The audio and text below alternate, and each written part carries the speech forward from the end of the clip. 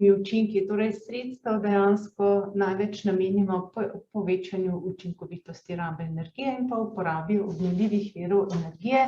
In za ta namen Ekosklad zato namenja praktično vsem subjektom, torej občanom, pravnim osebam, javnim podjetjem, občinam, tako ugodne kredite, kot tudi nepovratna sredstva.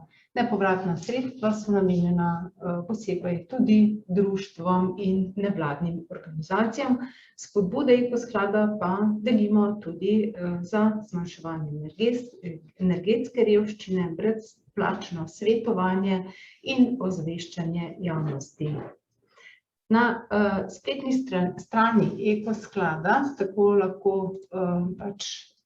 poiščete in pregledate vse trenutno aktualne javne pozive, kjer so objavljeni v celoti, poleg tega pa tudi relevantni obrazci za prijavo na posamezen javni poziv. Če pogledamo za kreditiranje, trenutno veljaven javni poziv ima oznako 66 PO21, za občane pa 65 OB19. Pa bi mogoče nadaljevali kar z občanskim javnim pozivom za kreditiranje. Ta javni poziv sicer pokriva vsa področja varstva okolja, so pa, kot vidite, spodbude namenjene tudi sodobnim napravam za pridobivanje električne energije. Kredit, ki ga občan lahko najame, je res ugoden. 3-mesečni Euribor plus 1,3 je obrestna mera, odplačilna doba do 10 let, lahko tudi daljša, če gre za vrednostno in pa glede učinkov, glede ukrepov zahtevnejše naložbe, takrat lahko tudi do 20 let. Sicer občan plača zavarovalno premijo za zavarovanje samega kredita in ima 12 mesecev časa od sklenitve pogodbe za izvedbo te naložbe. Tu moramo posebej poudariti, da so možno, torej je hkrati poleg kredita, da občan pridobi tudi nepovratna sredstva za izvajanje iste naložbe. Tu moram poudariti, da je kredit lahko dodeljen ali v višini vseh stroškov naložbe, takrat bo potem dodeljena spodbuda nakazana za banki za poplačilo kredita. Lahko pa je kredit najet v nižjem znesku, torej znižanem za višino spodbude. Takrat bo občan sam s svojimi lastnimi sredstvi poravnal to razliko do celote investicije, spodbudo bomo nakazali pa na račun vlagatelja. No in še nekaj besed o samem javnem pozivu za nepovratne spodbude. Ta javni poziv je že kar dolgo v veljavi, od leta 2019, torej spodbude so namenjene tako nakupu in vgradnji naprav za individualno kot skupnostno samooskrbo, za gospodinjski ali pa mali poslovni odjem, vedno samo za nove naložbe. To pomeni, da mora vlagatelj z vlogo kandidirati prej, kot pa naložbo zaključi.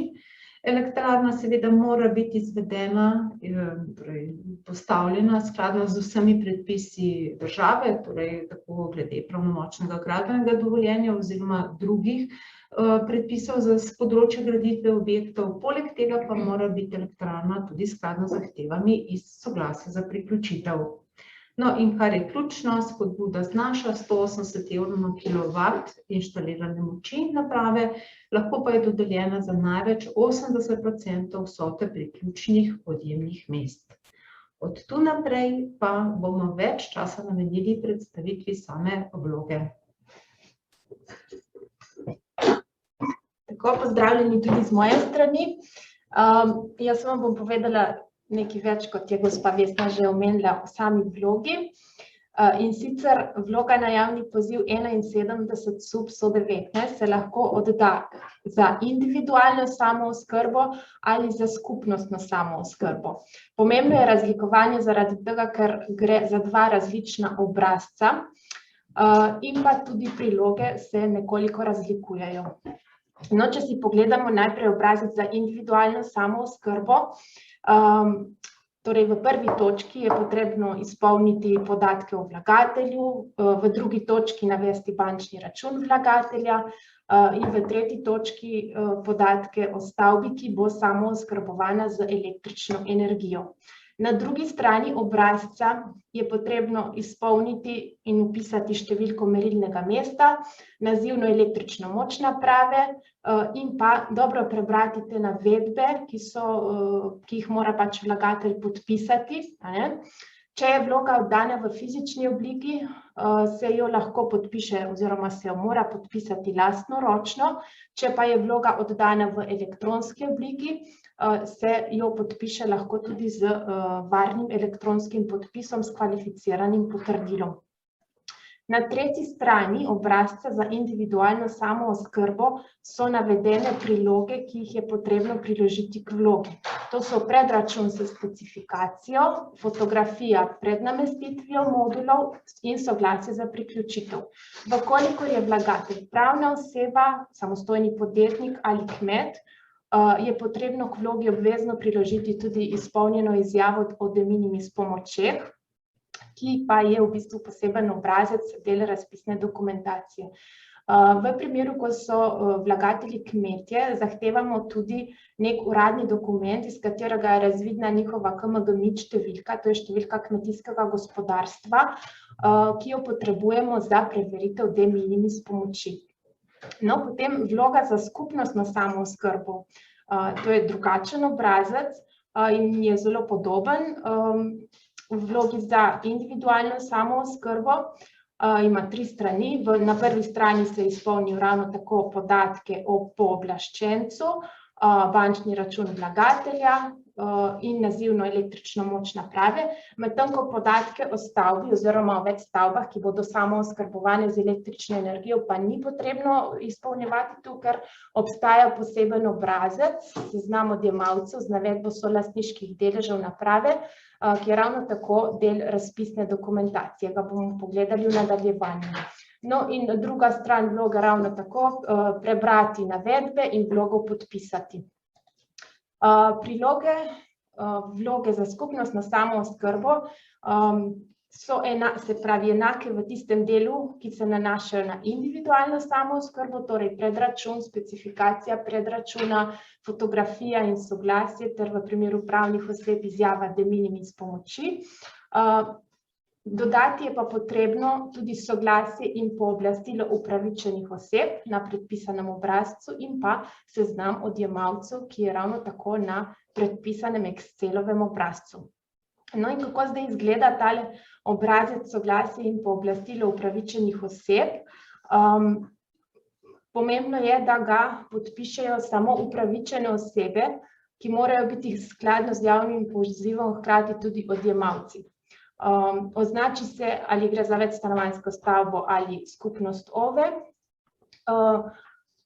Zakaj pa je potrebno ta obrazec sploh podpisati? Zaradi tega, ker vlagatelji oziroma upravičene osebe podajo soglasje za izvedbo nove naložbe, nakupa in vgradnje naprave za skupnostno samooskrbo, podajo soglasje, da se nepovratno finančno spodbudo nakaže na bančni račun pooblaščenca, podajo pooblastilo za zastopanje v upravnem postopku in pa pooblastilo za podpis pogodbe o izplačilu nepovratne finančne spodbude. Upravičene osebe, ki podajo to pooblastilo in soglasje, morajo biti obvezno seznanjene s pogoji javnega poziva o vlogi in o samih prilogah.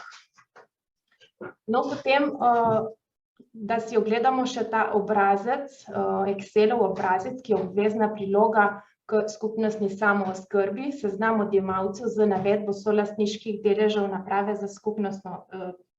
za samooskrbo.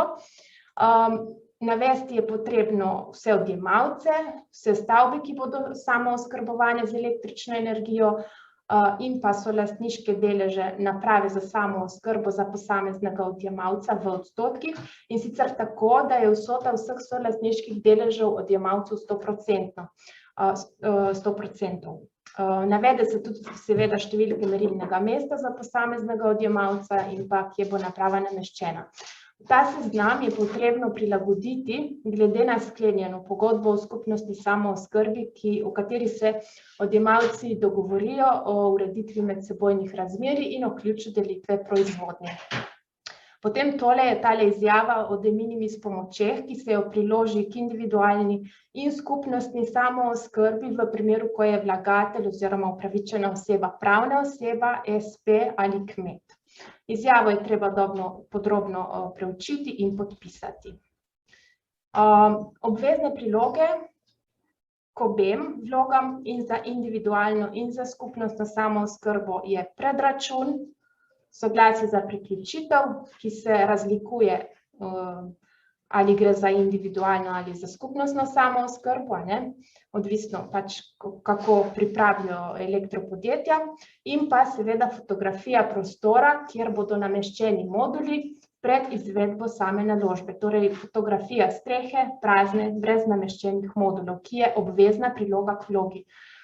Ko je enkrat naložba zaključena, vlagatelj ima za to 15 mesecev časa od vročitve same odločbe, ki jo pridobi s strani Ekosklada, mora priložiti še zaključno dokumentacijo, torej pogodbo o izplačilu nepovratne finančne spodbude, podpisano s strani Ekosklada, račun, dokazilo o plačilu celotnega računa, kopijo pogodbe o uporabi sistema in fotografijo vgrajene naprave za samooskrbo, in sicer tako, da mi lahko na sliki preštejemo vse vgrajene panele.